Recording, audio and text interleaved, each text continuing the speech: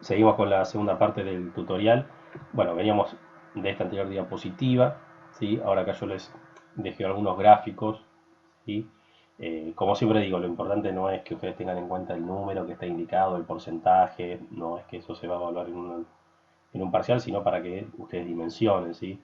Fíjense, ahí está indicado sobre la mano izquierda algunos países de América Latina, varios de los países de América Latina para el año 2018. A la mano derecha tienen eh, el porcentaje, ¿sí?, que representa dentro del PBI la deuda que tienen esos países. Bien, y fíjense como, bueno, el caso de Argentina, si en este indicador del año 2018 la actualidad está un poquito más elevado, ¿sí?, unos 10 puntos, 10, 12 puntos más, bien, es lo que adeuda la Argentina, ¿sí?, de su Producto Bruto Interno. Bien. Acá tenemos otro indicador que nos muestra cómo a lo largo de los años, ¿sí?, si bien es un indicador que se hasta el año 2002 únicamente, pero nos muestra a lo largo de los años, sobre todo a partir de la década del 70 y 80, cómo se aceleró rápidamente la toma de deuda por parte de los países de América Latina. Bien, o sea, da una idea de una situación bastante generalizada conjunto de América Latina. Y este también gráfico importante es para que ustedes observen lo siguiente. Este gráfico nos indica la evolución claramente en aumento de la importación y de qué tipo de bienes, ¿sí?, se aumenta la importación. Fíjense que la variable que tienen en un color gris mucho más clarito, ¿sí?, que aumenta rápidamente a partir de los años 90, 91, 92, indica la importación de bienes industrializados, o sea, de productos de origen industrial. Bien, fíjense cómo la importación de bienes primarios, esto significa productos de origen agropecuario, bien, como puede ser productos de carácter alimenticio, tiene un crecimiento pero muy leve, pero sí crece fuertemente la necesidad por parte de América Latina de importar bienes de carácter industrial, o sea, bienes eh, resultados de un proceso de industrialización que en este caso no sería nuestro porque estamos hablando de una importación. Bien. Otro de los puntos con los cuales iniciaba el PowerPoint, iniciaba el tutorial anterior, tenía que ver con eh, la unidad que existe al interior de América Latina respecto del proceso de conquista y colonización. Habíamos indicado que básicamente América Latina fue conquistada por España, salvo el caso del Reino del Brasil, originalmente Reino del Brasil, eh, que fue conquistado por Portugal, como todos sabemos. Pero bueno, en términos generales uno podría indicar que hay una cierta igualdad en torno a ciertas cuestiones de carácter cultural vinculadas al idioma, la religión, la historia en común, el proceso independentista, que es bastante común, decíamos, al interior de América Latina. ¿Cómo se fue dando este proceso de colonización? Bueno, este proceso de colonización fue bastante puntualizado, ¿sí?, bastante particular en determinados puntos del territorio en donde existieran determinados tipos de bienes para ser exportados justamente a sus metrópolis, o sea, a Europa y principalmente al Reino de España en su primer momento. Bien. Y aquí encontramos tres grandes áreas en donde se inicia la colonización. Bien. Una inicial que va a tener centro en el Mar Caribe, básicamente en la isla de Cuba, y luego va a pasar a Brasil, vinculada a los cultivos tropicales. Esto es café, arroz, frutas, cacao, bien, azúcar, creo que no lo he mencionado, bien, basado en Cuba y en Brasil. Luego en México, Perú y Bolivia estamos hablando de minería, donde básicamente acá tiene importancia el oro y la plata, bien. Y en el caso de Argentina, Uruguay y los países del Cono Sur, estamos hablando de lo que conocemos como cultivos templados. Esto es trigo, maíz, aunque después, más hacia fines del siglo XIX, se va a sumar también la disponibilidad de tierras para la cría de ganado y para la producción de carne. Bien.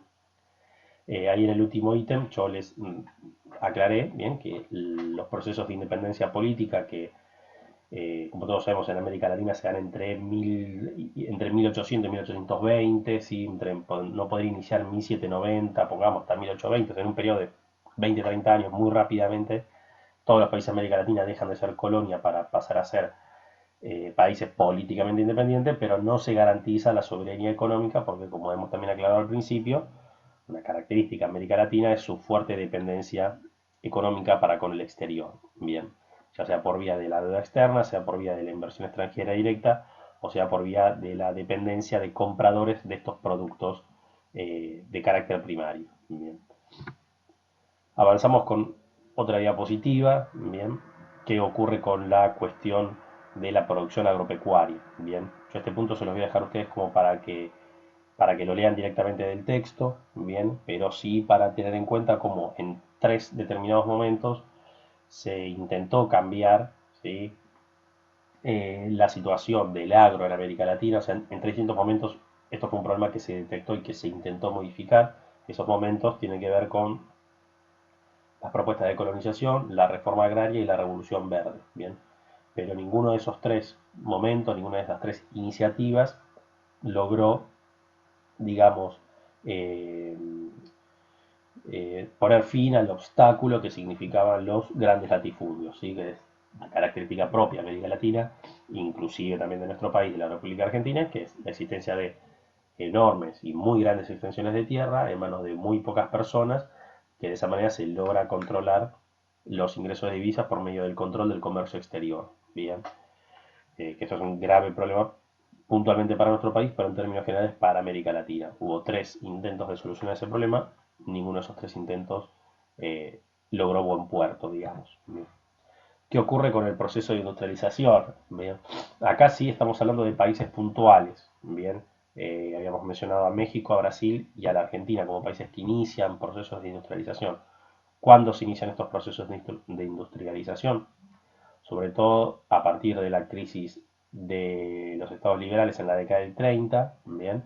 En el caso argentino esto es justamente a partir de esa época, así en el caso brasilero, mexicano un poquito más adelante, pero estamos hablando de la década del 30 y 40, momento en que los gobiernos de estos países, las dirigencias políticas entienden que estos países ya no pueden dedicarse solo, pura y exclusivamente a la producción de materias primas de origen agropecuario, sino que también requieren de iniciar una industrialización que suponga la producción de bienes de capital y bienes de consumo, ya sea para el propio consumo interno, ¿sí? Como está indicado ahí en el último punto, dice inversión en industria liviana internista, bien, o sea, inversión e industrialización para el propio consumo de los propios habitantes de ese país, como también iniciar una industrialización que permita exportar aquellos saldos excedentes. Bien. Industria liviana internista, ¿qué significa esto? Vamos a ponerlo en castellano.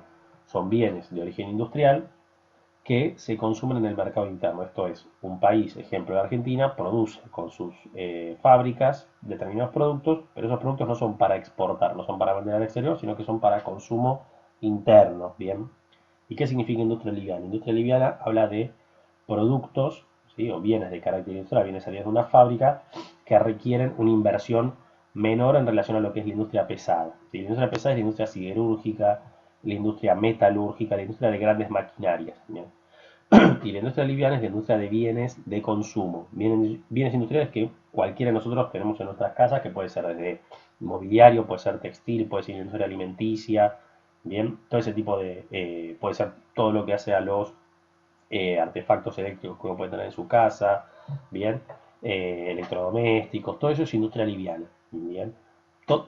En el caso de Argentina, México y Brasil se destacan por tener una industria justamente de carácter liviano, bien, no de tener una industria pesada. Bien, esto lo tenemos acá también un poco resumido, pusimos posguerra en la década del 50, industria pesada de base, empieza, ¿sí? Sobre todo después de la industrialización de carácter liviano, a partir de la década del 50 y 60, empieza el interés por generar también cierto impulso a la producción de industria pesada. Esto significa producción de energía, producción propia de acero, producción de grandes medios de transporte, esto es buques mercantes, ferrocarriles, locomotoras, producción de turbinas para generación de energía, bien, eso es la industria pesada, o sea, son bienes que no consume uno como individuo directamente porque nadie compra para tener en el fondo de su casa una turbina para generar energía, sino que indirectamente lo consume cuando prende la luz y digamos, tiene la disposición de energía para conectar un artefacto eléctrico, entonces indirectamente está consumiendo ese bien industrial pesado, por así decirlo. ¿Bien? Los países de América Latina intentaron iniciar ese proceso. En el caso argentino, mexicano y brasilero, todo en menor medida, pero se fue logrando, pero encontró una situación de lo que se conoce como un cuello de botella. ¿Sí? ¿Qué es un cuello de botella? es un momento en el cual la producción no se puede ampliar más, no se puede sumar más productos porque no existen las divisas necesarias para la compra del capital y de la tecnología necesaria. Bien, esto es lo que ustedes lo tienen acá destacado, dice consecuencias en el punto 2, dice dependencias de capital y tecnología. Bien, el punto número 1, donde se indica concentración espacial, ¿a qué refiere? Un poco lo habíamos mencionado anteriormente. Eh, la industria, tanto pesada y liviana, en estos países se fue asentando en las grandes metrópolis nacionales, en las grandes ciudades capitales, y esto trajo problemas derivados de la rapidísima urbanización en estas grandes ciudades. Y al punto número 3, donde se indican problemas sociales post-crisis del 73, ¿a qué hace referencia? En el año 73 hubo una importante crisis a nivel mundial, conocida como crisis del petróleo. Y el petróleo, como seguramente muchos sabrán, es el bien básico e indispensable para la generación de energía. Bien, cualquier industria, o sea, no solamente nosotros en nuestras casas necesitamos energía, sino que sobre todo cualquier industria, cualquier fábrica en la Argentina y en cualquier parte del mundo, si industria liviana o pesada, necesita energía para funcionar, si no la máquina no puede fabricar lo que sea que fabrique, desde una prenda textil hasta un mueble o hasta una nave espacial. Cualquier cosa necesita energía en su base. Como la crisis del petróleo encarece rápidamente, muy rápidamente el precio del petróleo, esto produce un efecto muy fuerte en las economías, sobre todo subdesarrolladas, que justamente requerían de energía barata para continuar impulsando y ratificando esos procesos de industrialización. Al hacerse la energía extremadamente cara, hay una importantísima crisis de carácter industrial, sobre todo en los países subdesarrollados, aunque también en los países desarrollados, ¿sí? Países como los Estados Unidos o como el propio Reino Unido, Francia, tuvieron importantes crisis económicas en esos momentos, pero sobre todo en América Latina, que significó una agudización de las diferencias, sobre todo de clases sociales, a partir de la década del 70. Bien, que esto, digo, si tomamos el caso argentino, es bastante notorio, ¿sí? ¿Y esto en qué se tradujo? Bueno, en un proceso de una continua desindustrialización, el caso argentino otra vez más. Siempre digo, vuelvo al caso nuestro como para que nosotros tengamos conciencia y noción y sea como más rápido de poder contemplar y entender un ejemplo.